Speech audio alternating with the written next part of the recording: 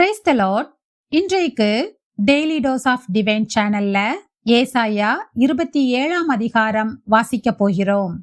இந்த அதிகாரத்தில் தேவன் தீமையை அழித்து அவருடைய மக்களை மீட்டு அவரது ராஜ்யத்தில் நிலைநிறுத்துவார் என்று தீர்க்க தரிசன பாடலாக சொல்லப்படுகிறது.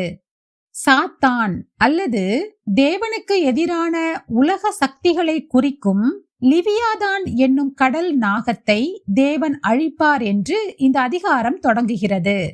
இஸ்ரவேல் மக்களை ஒரு திராட்சை தோட்டமாக உருவகித்து தேவன் அதை இரவும் பகலும் தண்ணீர் பாய்ச்சி எவ்வித தீங்கும் வராமல் பாதுகாப்பார் என்று உறுதியளிக்கிறார். சிதறிப்போன தன் மக்களை ஒவ்வொருவராக தேடிச் சேர்த்து அவர்களை மீண்டும் எருசலேமில் உள்ள பரிசுத்த பர்வதத்தில் ஆராதிக்க வைப்பார் என்று இந்த அதிகாரம் முடிகிறது. இப்போது ஏசாயா 27ஆம் அதிகாரம் வாசிக்க கேட்போம். கர்த்தாவே, உம்முடைய வேதத்தில் உள்ள அதிசயங்களை பார்க்கும்படிக்கு எங்கள் இருதயத்தின் கண்களை திறந்தருளும் சுவாமி. ஆமேன். ஏசாயா 27ஆம் அதிகாரம்.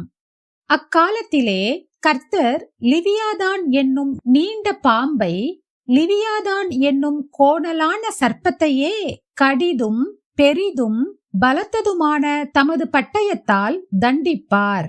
சமுத்திரத்தில் இருக்கிற வலு சர்ப்பத்தை கொன்று போடுவார். அக்காலத்திலே நல்ல திராட்சரசத்தை தரும் திராட்சத் தோட்டம் உண்டாயிருக்கும். அதை குறித்து பாடுங்கள். கர்த்தராகிய நான் அதை காப்பாற்றி அடிக்கடி அதற்கு தண்ணீர் பாய்ச்சி ஒருவரும் அதை சேதப்படுத்தாத படிக்கு அதை இரவும் பகலும் காத்து கொள்வேன். உக்கிரம் என்னிடத்தில் இல்லை. முட்செடியையும் நெருஞ்சிலையும் எனக்கு விரோதமாய் யுத்தத்தில் கொண்டு வருகிறவன் யார்? நான் அவைகள் மேல் வந்து அவைகளை ஏகமாய் கொளுத்தி விடுவேன். இல்லாவிட்டால் அவன் என் பலனை பற்றி கொண்டு என்னோடே ஒப்புரவாகட்டும். அவன் என்னோடே ஒப்புரவாவான். யாக்கோபு வேர் பற்றி இஸ்ரவேல் பூத்து காய்த்து உலகத்தை பலனால் நிரப்பும் நாட்கள் வரும். அவர் அவனை அடித்தவர்களை அடித்தது போல இவனை அடிக்கிறாரோ? அவர்கள் கொல்லப்படும் கொலையாய் இவன் கொல்லப்படுகிறானோ? தேவரீர் ஜனத்தை துரத்தி விடுகையில் மட்டாய் அதனோடே வழக்காடுகிறீர். கொண்டல் காற்றடிக்கிற நாளிலே அவர் தம்முடைய கடுங்காற்றினால் அதை விலக்கி விடுகிறார். ஆகையால் அதனால் யாக்கோபின் அக்கிரமம் நிக்கிரகம் பண்ணப்படும். தோப்பு விக்கிரகங்களும் சிலைகளும் இனி நிற்காதபடி அவர்கள் பலிபீடங்களின் கல்லுகளையெல்லாம் நொறுக்கப்பட்ட சுண்ணாம்பு கல்லுகளாக்கிவிடும்போது அவர்களுடைய பாவத்தை அவர் அகற்றுவார் என்பதே அதனால் உண்டாகும் பலன். அரணான நகரம் அவாந்தரையாகும். அந்த வாசஸ்தலம் தள்ளுண்டு வனாந்திரத்தை போல விட்டுவிடப்பட்டதாயிருக்கும். கன்றுக்குட்டிகள் அங்கே மேய்ந்து அங்கே படுத்துக்கொண்டு அதன் தழைகளை தின்னும். அதன் கொப்புகள் உலரும் போது ஒடிந்து போம். ஸ்திரீகள் வந்து அவைகளை கொளுத்தி விடுவார்கள். அது உணர்வுள்ள ஜனம் அல்ல. ஆகையால் அதை உண்டாக்கினவர் அதற்கு இரங்காமலும் அதை உருவாக்கினவர் அதற்கு கிருபை செய்யாமலும் இருப்பார்.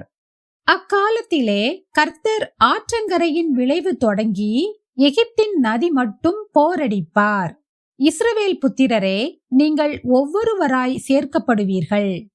அக்காலத்திலே பெரிய எக்காளம் ஊதப்படும்.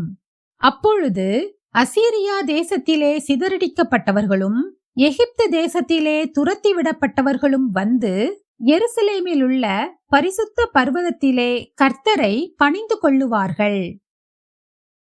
தேவன் என்னை தொடர்ந்து பராமரிக்கிறார் என்பதை நான் உணர்கிறேனா? நாம் ஜெபிப்போம்.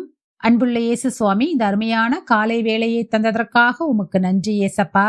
இன்றைக்கும் நாங்கள் வாசிக்க கேட்டபடி எங்கள் வாழ்க்கையை உம்முடைய கைகளில் ஒப்படைக்கிறோம் அப்பா.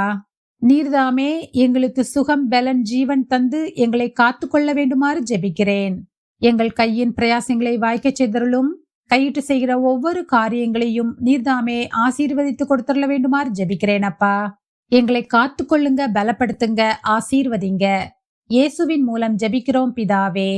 ஆமேன், ஆமேன். நாம் அடுத்த நாள் வேத வாசிப்பில் சந்திப்போம். God bless you.